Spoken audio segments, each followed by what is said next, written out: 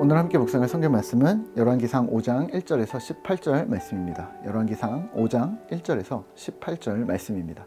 오늘은 12절 말씀을 읽겠습니다. 여호와께서 그의 말씀대로 솔로몬에게 지혜를 주신 고로 히람과 솔로몬이 친목하여 두 사람이 함께 약조를 맺었더라. 아멘. 오늘 함께 묵상할 주제는 주인 기억하기입니다. 본문 열왕기상 5장은 이스라엘 왕 솔로몬과 두로 왕 히람의 외교적인 교류와 또 성전 건축이라는 막대한 사역이 진행되고 있습니다. 선대왕이었던 다윗과 친분이 있었던 이 두로 왕 히람은 솔로몬에게 매우 호의적이었습니다. 1절입니다.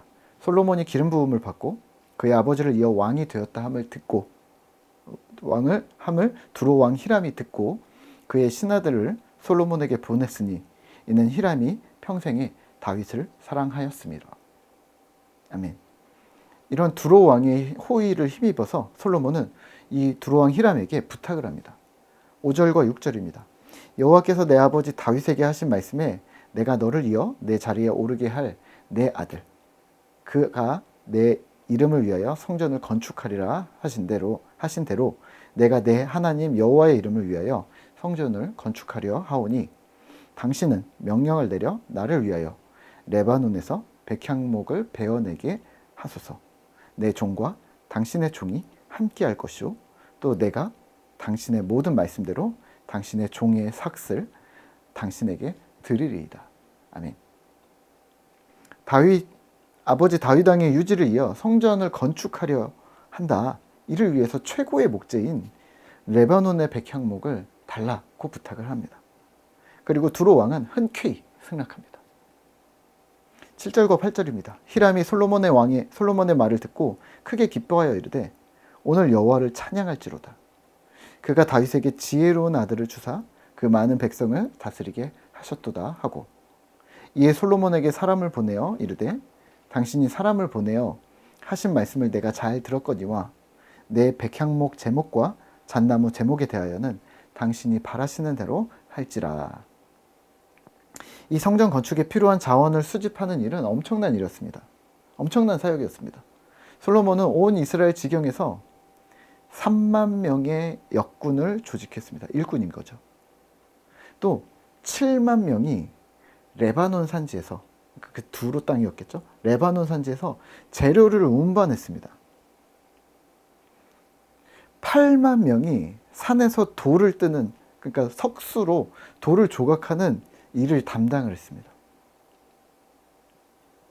이 사역의 세부를 담당하는 작업 반장이 3,300명이었습니다. 솔로몬의 건축가들과 히람의 건축가들과 그발 사람들이라는 사람들까지도 또 끼었는데요. 성전에 돌을 다듬고 건축을 위한 준비를 합니다. 몇만 명인가요? 7만 명, 8만 명, 3만 명, 18만 명. 네, 많습니다. 오늘 말씀을 묵상하며 우리는 무엇을 기억해야 할까요? 주인 기억하기입니다. 우리가 흔히 솔로몬이 성전을 건축했다 그러면 성전 건축했구나. 우리가 교회 건축하듯이 성전을 건축했구나. 네. 그래서 1년 만에 2년 만에 만들었네. 아주 크네 좋네. 이렇게 생각하실 수 있겠지만 사실은 여러분들은 이 솔로몬의 이 성전 건축이 어느 정도일지 가늠을 하지 못하실 겁니다. 실제 이스라엘로 성지 순례를 직접 다녀오셨고 눈으로 직접 보고 또 설명도 들으셨겠죠. 하지만 그 규모를 가히 짐작할 수 없습니다. 못합니다. 하지만 오늘 본문에서 묘사하고 있는 이 성전 건축 준비에 동원된 인력만 본다 하더라도 그 규모가 어마어마했습니다. 두로 사람들이 레바논에서 나무를 벌목하면 이스라엘 7만 명이 나무를 운반, 8만 명이 돌을 다듬는 작업, 말이 7만, 8만이지 지금 우리가 이런 상황을 본 적이 없는 분들이 많으실 텐데요. 잠실 종합운동장에 꽉 차면, 야구장에 꽉 차면 몇 명인지 아세요? 2만 5천 명입니다. 상암 월드컵 경기장에 자리에 꽉 앉으면 몇 명인지 아세요? 5만 3천 명입니다. 근데 지금 7만 명이에요. 택배를 하는 사람들 7만. 지금 돌을 지금 이렇게 만들어내는 사람들이 8만 명이에요. 이게 계산이 안 되는 어마어마한 작업을 하고 있다고 생각하시면 됩니다. 국가적인 토목 사업이었고, 이 토목 사업에 들어가는 인력도 어마어마했고, 두로에 지급하는 비용도 어마어마했을 거고, 지금 이게 준비 과정일 뿐이라는 걸 기억하시는 것도 좋을 듯합니다. 앞으로도 갈 길이 많고, 유지 비용, 또 진행하는 비용이 아주 천문학적인 숫자가 들어가는 거죠. 이 큰 사역을 감당하는데 분명 필요한 것은 재정도 그렇지만 지혜였습니다. 열왕기서를 기록한 저자는 지금의 상황을 이렇게 묘사합니다. 12절입니다. 여호와께서 그의 말씀대로 솔로몬에게 지혜를 주신 고로 히람과 솔로몬이 친목하여 두 사람이 함께 약조를 맺었더라. 아멘. 사실 솔로몬의 외교술, 재료를 선정하고 자원을 미리 조달하는 솔로몬의 지혜에 대해 그 지혜의 근원이 누구인지 열왕기서 저자는 의도적으로 밝히고 있습니다. 하나님이라는 거죠. 지금 솔로몬이 뭔가 지혜로운 행동을 하고 이렇게 뭔가 뛰어난 어떤 준비들을 할 수 있었던 이유는 하나님께서 그에게 지혜를 주셨기 때문이다 라고 갑자기 고백합니다. 하지만 이 사실이 어색하지 않습니다. 오히려 당연한 듯이 우리에게 보입니다. 왜 그럴까요? 이 열왕기서의 저자의 논증 방식이 오늘 우리의 논증 방식과 다르지 않기 때문입니다. 우리가 자주 언급하는 하나님 주권이라는 이 주제는 우리 삶의 모든 영역에서 하나님이 주인 되신다는 믿음의 고백이 필요하다고 말하고 있습니다. 그러니까 신자가 이런 거죠. 취업 준비를 열심히 해서 합격을 했는데 하나님께서 도우셨습니다 라고 감사하는 거죠. 우리 자녀들이 열심히 공부해서 좋은 대학을 갔는데 하나님께서 지혜를 주셨습니다 라고 감사해야 합니다. 집을 매매할 때도, 좋은 세입자가 들어올 때도, 또 회사에서 승진을 하고 사업에 성공을 할 때도 신자는 하나님께서 도우셨습니다 라고 고백합니다. 본인이 열심히 했으면서도 하나님께서 도우셨습니다 라고 고백하는 거죠. 네, 잘하셨고 그리스도인으로서 저도 하나님의 도우심에 여러분들을 보며 감격스럽습니다. 하지만 여기서 주의할 점이 있습니다. 하나님이 주인이심을 기억하는 것은 신자의 당연한 본분이며 자세입니다. 신자이면서 하나님을 간구하고 마치 내가 이루어낸 듯이, 내가 모든 것을 해낸 듯이 생각하고 행동한다면 그건 그리스도인이 아니겠죠. 그러면 말로만 무조건 하나님께 감사한다고 하면 그는 진정한 그리스도인일까요? 여기가 중요합니다. 진짜 필수로 잊지 말으셔야 할 부분은 하나님과의 친밀함입니다. 하나님이 도우셨다?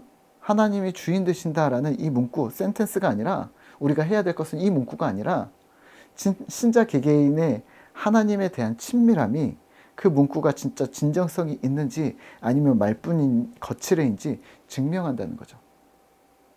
이런 거죠. 말로는 하나님이 도우셨다고 말하면서 하나님과 친밀하지 않습니다. 그럼 도우신 거 맞아? 그냥 하는 말 아니야? 그냥 기독교 문화에서 자랐고 그렇게 말하면 겸손해 보인다는 것을 잘 아는 어떤 스킬을 가진 명목상의 그리스도인들이 생각보다 많습니다. 하나님이 도우셨다고 말하면서 실제 그 사이마다 수고했던 누군가의 수고는 기억하거나 치하하지 않습니다. 과연 예수님께서 그렇게 말하는 것에 대해 동의하실까요? 소자 하나를 실족하게 하면 연자맷돌을 목에 달고 빠지라고 하셨는데 괜찮을까요? 오히려 그 문구를 통해 하나님을 떠났다는 이야기를 들을 때도 우리는 있습니다. 예전에 어떤 누님이 계셨는데요. 자신은 절대로 기독교를 안 믿을 거라고 했답니다. 왜 그러시냐라고 물었더니 자신의 어머니 때문에 나는 기독교가 싫다고 했는데요. 그게 이유가 있습니다. 아버님은 안 계셨고 부유하지 않은 가정에서 그 누님이 아르바이트를 하며 열심히 공부를 하며 힘을 다해 가족의 생계를 책임지다시피 해서 고생이 많으셨던 거죠. 그런데 어머님은 생활비를 받을 때마다 하나님이 오늘도 공급해 주시는구나. 하나님 감사합니다. 라고 감사 기도를 하셨다는데요. 하나님만 남고 그 뒤에서 수고한 딸의 고생과 눈물을 위로하거나 이해하지 못했던 듯 싶습니다. 하나님이 주인이심을 기억하는 일은 중요한 일입니다. 잘하고 있는 겁니다. 하지만 하나님의 주인이심에 너무 몰두한 나머지 이 주변에 만들어주신 하나님이 우리에게 만들어주신 환경들, 우리에게 있는 도움의 손길들, 우리 나를 위해서 바치고 노력했던 그 많은 사람들의 사랑을, 그 노고를 잊는 것은 배은망덕한 일입니다. 또한 진정 하나님과 친밀하셔야 하는 거죠. 하나님과 진짜 친밀해서 지금 이 얘기를 하는 건지, 아니면 그냥 믿음이 좋아 보이려고 그 얘기를 하는 건지, 그것도 살펴보셔야 하는 거죠. 진정 하나님과 친밀하며 하나님의 뜻을 헤아린다면 그냥 하나님 감사합니다, 너희는 끝이라고 고백할 수 없는 거죠. 솔로몬의 지혜와 그 주인이신 하나님을 기억한 이 저자의 의도를 염두에 두면서 오늘 이렇게 기도하시면 어떨까요? 하나님께서 우리 인생의 주인이심을 기억하게 도와주십시오. 또 하나님의 손길이 되어 우리를 도운 그 도우미들에게도 하나님의 은혜와 위로를 베풀어 주십시오. 그렇게 하나님을 경외하고 세상을 위로하는 신실한 꿈터 성도 되시기를 기도하겠습니다.